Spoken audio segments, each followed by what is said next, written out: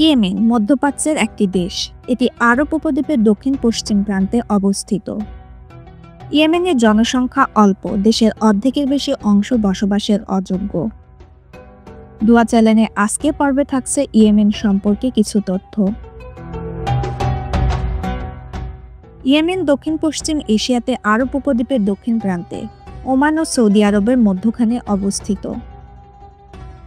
Yemen আরব উপদ্বীপের দ্বিতীয় বৃহত্তম রাষ্ট্র। আয়তন 5,27,970 বর্গ কিলোমিটার। জনসংখ্যা প্রায় 2,73,92,779 জন। ইয়েমেন একটি ইসলামিক দেশ, প্রায় সকল ইয়েমেনি মুসলিম। মার্কিন সরকার অনুমান করে যে জনসংখ্যার 99%-রও বেশি মুসলিম।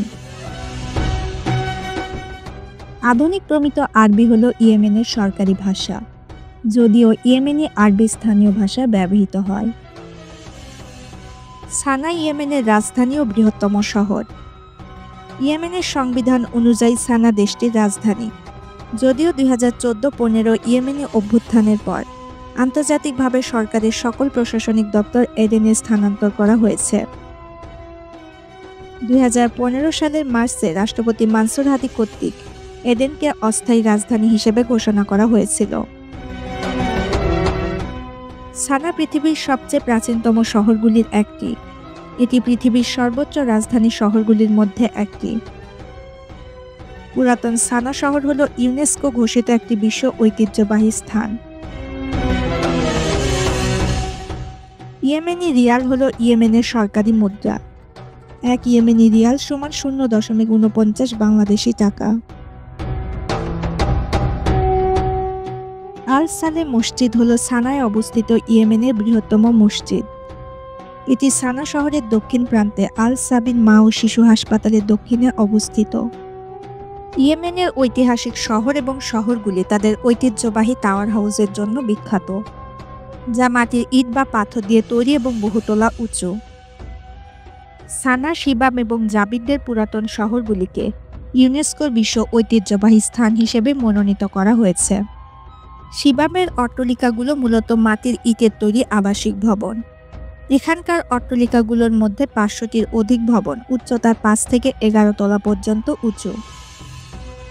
বেদুইন দস্যুদের আক্রমণ থেকে নিজেদের রক্ষা করতে শিবামবাসীরা এ ধরনের স্থাপত্যশৈলী বেছে নেয়। ইয়েমেনের রাজনীতি একটি রাষ্ট্রপতি শাসিত প্রতিনিধিত্বমূলক গণতান্ত্রিক প্রজাতন্ত্র কাঠামোয় সংঘটিত হয়। রাষ্ট্রপতি হলেন রাষ্ট্রের প্রধান, সরকার প্রধান হলেন রাষ্ট্রপতি কর্তৃক মনোনীত প্রধানমন্ত্রী। রাষ্ট্রের নির্বাহী ক্ষমতা সরকারের ওপর ন্যস্ত। আইন প্রণয়নের ক্ষমতা সরকার এবং আইনসভা উভয়ের ওপর ন্যস্ত। বিচার বিভাগ তাত্ত্বিকভাবে নির্বাহী বিভাগ ও আইনসভা হতে স্বাধীন। ইয়েমেনের নতুন প্রধানমন্ত্রী হয়েছেন আহমেদ আওয়াদ বিন মুবারক। এর আগে তিনি দেশটির পররাষ্ট্রমন্ত্রী ছিলেন। ইয়েমেনে মধু দেশের মধ্যেই উৎপাদিত হয় এবং এটি একটি সুস্বাদু খাবার হিসেবে বিবেচিত হয়। স্থানীয়ভাবে উৎপাদিত মধুর চাহিদা বেশি এবং এটি দেশে একটি মর্যাদার প্রতীক হিসেবে বিবেচিত হয়। ইয়েমেনে দুপুরের খাবারই দিনের প্রধান খাবার, রাতের খাবার নয়। দুপুরের খাবারে সবচেয়ে বেশি পরিমাণে মাংস, হাঁস, মুরগি এবং শস্য খাওয়া হয়। আরও সুস্বাদু খাবারের মধ্যে রয়েছে ডাল, ডিম, এমনকি ভাজা মাংস বা কাবাব থাকে, যা সাধারণত এক ধরনের রুটির সাথে পরিবেশন করা হয় অথবা স্যান্ডউইচ হিসেবে পরিবেশন করা হয়।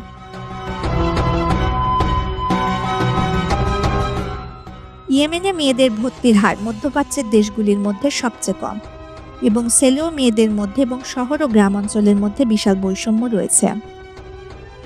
শিক্ষায় মেয়েদের অংশগ্রহণ কম থাকার বেশ কয়েকটি সামাজিক সাংস্কৃতিক কারণ দায়ী। গ্রাম অঞ্চলে বাল্যবিবাহের ঐতিহ্য মেয়েদের স্কুলে যাওয়াকে বাধাগ্রস্ত করে এবং ঝরে পড়ার হার বৃদ্ধি করে। গ্রাম অঞ্চলে মেয়েদের সতীত্বের গুরুত্ব অপরিসীম, তাই অভিভাবকেরা মেয়েদের মিশ্র লিঙ্গের স্কুলে পাঠাতে অনিচ্ছুক। এছাড়াও মেয়েদের শিক্ষার প্রতি নেতিবাচক সামাজিক মনোভাব এবং মহিলা শিক্ষকের অভাব কম মহিলা ভর্তির কারণ। ইয়েমেনে ফুটবল সবচেয়ে জনপ্রিয় খেলা। ইয়েমেনের জাতীয় ফুটবল দল ফিফা এবং এএফসি লিগে প্রতিযোগিতা করে। দেশটিতে অনেক ফুটবল ক্লাবও রয়েছে, তারা জাতীয় এবং আন্তর্জাতিক লিগে প্রতিযোগিতা করে।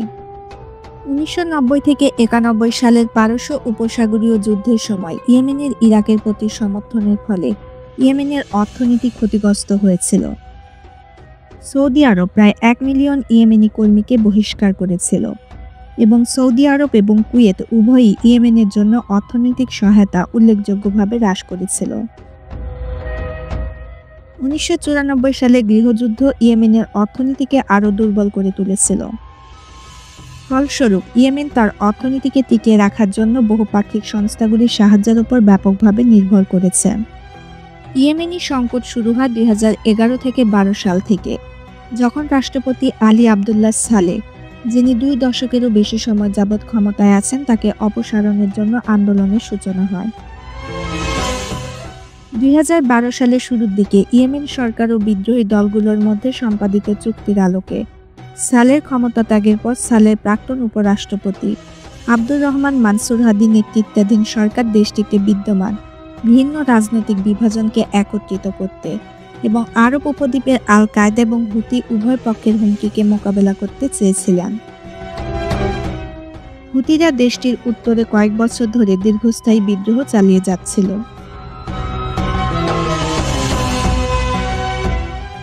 ইয়েমেন সম্পর্কে আমাদের আজকের ভিডিওটি এ পর্যন্তই। ভিডিওটি ভালো লেগে থাকলে একটি লাইক দিন, ভিডিওটি শেয়ার করুন এবং অবশ্যই চ্যানেলটি সাবস্ক্রাইব করুন। ধন্যবাদ।